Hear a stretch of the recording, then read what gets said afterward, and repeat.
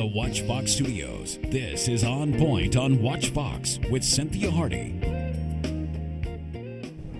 Good morning and welcome to On Point on WatchFox. As always, it's a pleasure to bring you this show every week, and we want you to take the opportunity to tune into the radio show On Point with Cynthia Hardy, heard every Sunday evening, 6 o'clock p.m. on 101.3 The Big DM. Today we're talking about city election results in Columbia and the low voter turnout. Voters went to the polls last Tuesday to elect an at-large city council member, a council member in District 2. That district encompasses historic Waverly and the Vista area, and in District 3, a district that encompasses established neighborhoods such as Shandon and Rosewood. Well, predictions were that turnout would be light, around 15%. Few predicted, however, it would be as low as it was, less than 10%. Why was that turnout so low, and what should we read into the fact that so many people are just not engaged? Will the lack of engagement spill over into the upcoming national elections? And those are the questions we're putting on the table today. I'm seated with Brian McConkie. And Brian, it's a pleasure to have you in this conversation with us every week, and you contribute so much to it. You know, but as we look at what we've got going on, we had 3 elections, of course. In District 2, Brian Newman, of course, won that election outright. In District 3, of course, Mo Badera and Daniel Coble, of course, will be having a runoff on the 17th of April. We've got them here on the show later in the show today. About them later on. And Cameron Runyon won the at-large seat. But an important election because there's change afoot in city government. You're going to have 2 new members of council there, so turnout wasn't that great. No. Sometimes for some of these where there's not a national election attached to it, yes, you do have that low voter turnout, but people are expecting a little bit more here. So it'd be interesting to talk about what we think some of the factors are playing into that. Absolutely. And we've invited 2 individuals to help us with that conversation to kick it off today. Jim Felder from the South Carolina Voter Education Project. Always a pleasure to have you here in the studio with us. And welcome back to Sam Johnson, Special Assistant to the Mayor of the City of Columbia. Well, Brian put it right out there on the table. You know, there must have been some factors that contributed to that low turnout, but it was very, I'm going to stop short of saying alarming, but it was very concerning to a number of people how low it was. And to me particularly. First, let me just say to the audience out there that the voter ID law should not be a question, but it was a factor yesterday. We got hundreds of phone calls from people who say, I don't have a card, I can't go and vote, and you have to say, listen, that law is not in effect yet. I wondered if... It did have an effect on a lot of people. The other issue was... Wondered about that. Yeah.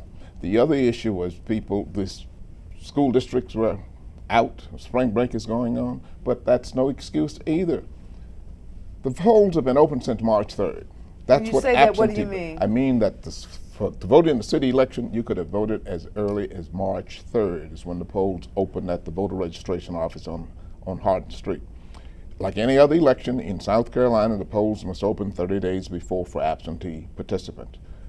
A lot of people didn't take advantage of it. So there's no excuse for people who say, well, it was spring break, I had to take my children to the beach, we had plans.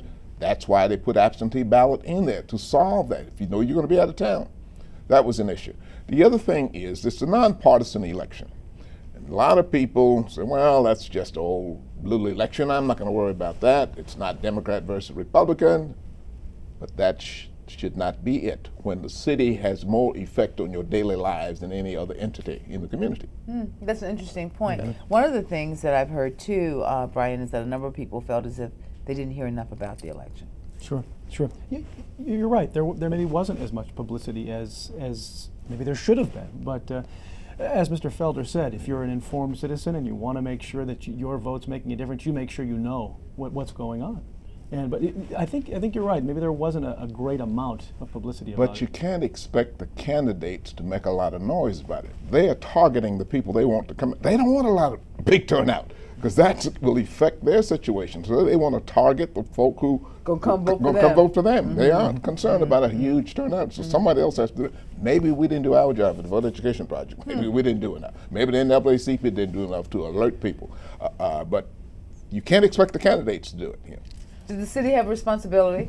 Oh, I think certainly the city has a responsibility to make sure that folks know that, of course, elections are going on, and there's an opportunity for them to weigh in on who they want to represent them. Sure. And of course, sending out email blasts, of course, press releases, making sure that the media knows and is able to make sure that message gets across is very important. I think Jim is absolutely right. Our candidates, they have a responsibility to run for office, and of course to get their message to those voters. But of course, this isn't a national election. This isn't a state election. The dollars, the resources to ensure that they're able to get a message across to each and every voter is a little bit slimmer. So they've got to make sure that they're getting to actual voters. It's very dependent upon the citizens to make sure that they're being as involved and encouraged to be a part of the message. Not only when there's elections, but anytime there's an issue that affects your neighborhood or affects where you live, which gets right down to the meat of the discussion. They need to make sure that they're having their voice heard. But we rely so much on television for our information, and this wasn't a TV election, so to speak. Wasn't sexy enough. Right, wasn't sexy enough. Candidates didn't spend a lot of money on TV because they didn't feel they had to. They knew where their voters were, and they went after their voters. So a lot of people didn't, because it wasn't on television, they didn't think there was an election going on. It's interesting. Yeah. It's really interesting. And Jim said something, Brian, in the beginning of his comments that I did wonder about. I wondered what issue the voter photo ID bill, what influence that would have on voters at home, even though it is not in effect, even though the Justice Department has said that it's not constitutional, Right. and at this point, South Carolina, it's not something that's going to impact South Carolina. I don't know that enough people know that, and I can see people wondering if, in fact, they had it together to go to the polls. We still hear a great deal about it every day. There isn't a week that goes by in recent memory where there wasn't some piece of information that was fresh about that story, whether it was someone else joining a lawsuit on either side of the issue. So people may be under the impression that maybe this thing's for real at the moment. And what do we have to do, I guess, as a community to let people know that this is not a law that's in effect? I have been averaging 3 workshops a week, neighborhood groups, church groups, and believe it or not, you would be surprised to know the number of people who thought it was in effect, that they need to have a photo ID, and we keep trying to knock it down, but it keeps coming up. The word just is not out there. And it's because I think the way it happened, the word came down on the 27th of December, Christmas holidays. TVs covered it. Then after that, you heard nothing more. So everybody thought because the governor had signed it, that it was the law, not knowing the Justice Department had slapped it down. Sam, in your community, what happened? Did people go to the polls? I think some, but I'll tell you, overwhelmingly, and I think you hit the nail on the head. It's a travesty. The actual voter turnout, the percentage that we had, I think 8% was horrible. And I'll tell you, I think in some communities you saw, maybe on par with past elections, but overwhelmingly, across the board, it was low. And I think, of course, working in state government originally and now working on the municipal side of things, I tell you, the local politics, what you see on the city and on the county level, directly affect your life, directly affect your pocketbooks and your wallets. You need to make sure that you're taking the time to be concerned with what's going on. And on that, we're going to go to break. If you guys will stay with us, coming up, we're going to continue our conversation on the city election results in Columbia and the low voter turnout. And coming up, you're going to see those 2 candidates, Daniel Coble and Mobadura from District 3. You guys stay tuned. Watching On Point on Watch Fox with Cynthia Hardy on Columbia's own Watch Fox. Welcome back to On Point on Watch Fox. Today we're talking about city election results in Columbia and the low voter turnout. And Brian, of course, we were talking about the elections from last Tuesday when we saw an at-large city council member elected in Cameron Runyon. We saw District 2 re-elect Brian Newman, and we saw Mobadura and So we've got Daniel Coleman. Another trip to the polls is coming up. April later this month, 17th. And so we'll have them on in the next segments. But we saw that occur, but we also saw extremely low turnout. So Less than 10%. Less than 10%. Before we went to break, our conversations with Sam Johnson, who's Special Assistant to the Mayor of the City of Columbia and Head of the Voter Education Project in South Carolina, Mr. Jim Felder. Sam, it's interesting because in the mayoral election 2 years ago, districts like Greenview, Fairwall, some of those larger districts in inner city areas really were significant to the election, that historic election. This time, not so much traffic. And I wonder what that is. Well, I think, of course, those districts are heavily populated with African American citizens, and so I think not having an African American in that race may have played a factor in it. But I think you got to make sure. I'm not sure if you all remember a few months back we had a terrible storm come through Greenview, and we had, of course, transformers and different things land actually in people's houses within their houses, and of course the city had to come back out and commit resources to make sure that people were able to rebuild their homes and whatnot. And those resources, of course, come directly from the city. And so I think it's very important when you're going to the polls to remember exactly the importance that that plays. I think that's something that was lost in this election. Of course, Mr. Felder alluded to the fact that this wasn't a TV election, so folks didn't necessarily see the sexiness of it. Mr. Felder, you had that at-large race, and you had the mayor of the city of Columbia endorsing Cameron Runyon. Of course, Mr. Runyon won. But there must be something to what Mr. Johnson is saying. I hate to think that if an African American is not running, that other African Americans don't see the need to vote, because that certainly is the wrong message. It is the wrong message, and unfortunately, it is true. Unfortunately, it does happen. George Elmo must be turning over in his grave. And Mr. Elmo was the one who filed a lawsuit so that we could get the vote in Columbia back in 1948. My goodness. And here we in Greenview and the areas you talk weren't even in the city. Had to fight to get Greenview into the city of Columbia. But yet, because it wasn't sexy enough and they weren't making a lot of noise and I'm comfortable right now, so we didn't go out. So we have some work to do in our community. Speaking of work to do, I would imagine that sometime between now and the national elections, there'll be a lot of people on the ground trying to rev some people up in some of these areas that don't seem to be very enthusiastic. I would imagine so, especially the people that are right here on the ground after seeing a local election with such a little turnout. But the national elections do raise the fervor a little more and the interest level a little more. But is there, just based on what we just saw last week, are you disappointed that and do you believe there is a sense of apathy among voters no matter what the race is? There is a sense of apathy. There's no question about it. It's there, unfortunately. It has to be some dramatic issue to shake people, and that's black and white, to get them to come out to the polls. I mean, what, 9% turnout in an election Somewhere with between 8 and 9. 69,000 registered voters. That is bad. Capital city, That's educated bad. people. It's scary and it's alarming, because the vote is the very basic tenet of citizenship, civic engagement and civic involvement. And of course, you're trying to empower people and get them to the place where we are all taking responsibility for ourselves. And it begins with the fact that we treasure the fact that we have the opportunity to weigh in on all of these decisions, which is our vote. And so I would imagine your organization is going to be trying to do something to stir up the pot. We are. You can rest assured there. We've got a plan for the primary and the November election as well. So after the election 2 days ago, I really know what we have to do now. Now, coming up, we're going to have Mo and going to have Daniel on the set, and we're going to be asking them questions about District 3 and some of the things that are going on over there. What would you have me ask them, Jim? Let's stick it to them real good. Ask them, will they be more visible in the community and go to not just town hall meetings, but other meetings in the community and urge people to participate in the political process. That's a good one. What would you ask them, Sam? Well, I think mine's right along the same lines. Of course, asking people to go out to the polls again is always a challenge. So my question would be, how are you going to make sure that those voters don't drop off? How are you going to re-engage those voters?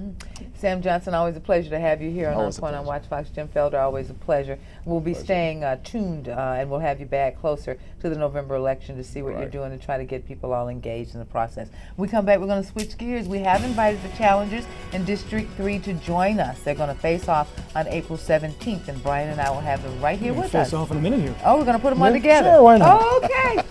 Stay tuned. You're watching On Point on WatchBox with Cynthia Hardy on Columbia's own WatchBox. Welcome back to On Point on WatchBox. Brian McConkey and I are talking about city election results and the results in Columbia's election and the low voter turnout. Yeah, we know where we sit now. But Yes, we do. The voters did not come out. We know that. Less than 10% of the registered voters came out. They got to do it again, though. They do. Because there was a runoff, very important runoff. Very in important District one 3 with these two between guys. Daniel Coble and Mo Badura, who have been kind enough to join us now. Thank you guys for being there. You guys actually look like friends. We're friends and neighbors. We are. We are. And challengers. And challengers. That's Well, right. on the way out the door, Sam Johnson and Jim Felder, we were talking about the election and they said one of the things that maybe could be done is that it would make more sense perhaps if the April election were more in line with some of the other elections that are actually held, so it wouldn't just be sitting out there by itself. And you guys have got to be thinking about April 17th coming up. If we had low turnout for the general election for the city council, what do you think it's going to be like for the runoff, Mo? I think it's going to be even less people coming out to vote. It's going to be hard to get people out the second time to vote, unless if we can get the people who didn't vote the first time to come out and vote. And that's that's one of the things that I'm going to concentrate on the next 2 weeks. Try to get some of the people that promised me their vote, they were on vacation or they were somewhere else or forgotten, whatever the reason is. Hopefully they'll come out and support me the second time. Mm-hmm. Yeah. You must have some concerns too. I mean, you want to see people involved in the political process, and that's why you folks are getting involved yourselves. Absolutely. And to see our friends and neighbors not get into it as much as we would hope is disappointing. That's right. You see a lot of apathy Sure. with these city elections, and as Sam pointed out earlier, city and local politics have a strong impact on your everyday life, whether it's taxes, bus system, crime. We often hear about the state and federal government a lot because there's a lot of money there. And over this campaign, there hasn't been a lot of money in this election, been a lot of door-to-door and phone calling. And so I think over the next 2 weeks, it's a matter of reaching out to those same voters who came out this Tuesday, and also reaching out to the other registered voters and let them know that there is an election on April 17th, and that there are issues out there that we need to get out and vote and let your voice be heard. Now, Mr. Felder said that we were kind of lacking that hot button, sexy issue, so to speak. But I think there is a big issue out What's there that? that is the bus system. And Daniel just mentioned it there. For the better part of 10 years, this region has struggled to put together a viable bus system. It's no secret. And while you folks don't have the vote on whether that question goes on the ballot for a 1-cent sales tax to support the bus system, where do you stand on that? County Council, of course, puts that on the ballot, but it affects our city. Well, I've said it from day one. I'm not really big supportive of the 1 penny sales tax just because it's not in our control. So you're still depending on the Richland County to put that on the ballot and make that to pass. But I've always said we need to have a backup plan. My backup plan is right now city residents pay 3% on electric bill for the bus system. The county residents don't, even though they get majority or just as equal service from the bus system as city residents do. So to make it fair and to have a backup plan, we need to make sure that all residents, whether you live in the county or whether you live in the city, to pay that 3% franchise fee, so everybody can have a fair share and pay equal amount of funding for the bus system. Look, council is not in charge of operating the bus. Our responsibility is to have permanent funding for the bus system. Now, if the bus system is not doing what it's supposed to do, the council can affect how much funding it is. Of course, if you control the funding, of course, they're going to do a better job. The council is not an operation of the bus system, just funding. And that's what I'm coming from, where everybody should pay an equal amount of money, whether you're county residents or city residents. Have a backup plan. Don't just depend on the penny tax referendum. Daniel, your position on the bus system? Well, we have to have a bus system. There's no doubt about it. Whether you ride it or not, our economy depends on the bus system, and we need a viable one, a 21st century one. And I do support the penny sales tax because I believe if we had a backup plan, or if the county, Lexington or Richland, would increase their franchise fee, they would have done it. We've been struggling for 10 years now. We've seen nothing has been solved. What we have to do, we have to have a long-term funding source, and that has to be the penny. Now, I fully support our county council as they put that onto the ballot. Hopefully they will very soon. And I think, as Brian, as you said, we don't have a vote, but what we can do is take a leadership role. And that's what I would want to do. Go out there and espouse why we need this bus system, public transportation. We're the capital city of South Carolina. We have to have a viable public transportation system. Our citizens and residents, they rely on it, whether you ride it or not. It's a big part of our city, and we need to make sure it's fully funded. And let me emphasize on that. We sent out a survey the past 2 weeks, and the two main items, or the three main items that the people or the residents showed concern is crime, infrastructure, and the bus system. So everybody in the city supports the bus system and keeping it going, and it's our job to fund it. When we come back, we're going to continue this conversation. It's very interesting, too, to have both of you all here and our viewers to be able to hear you guys, too. But I do want to ask them the question about reaching across the river and the cooperative effort to work regionally as opposed to just citywide. You guys stay tuned.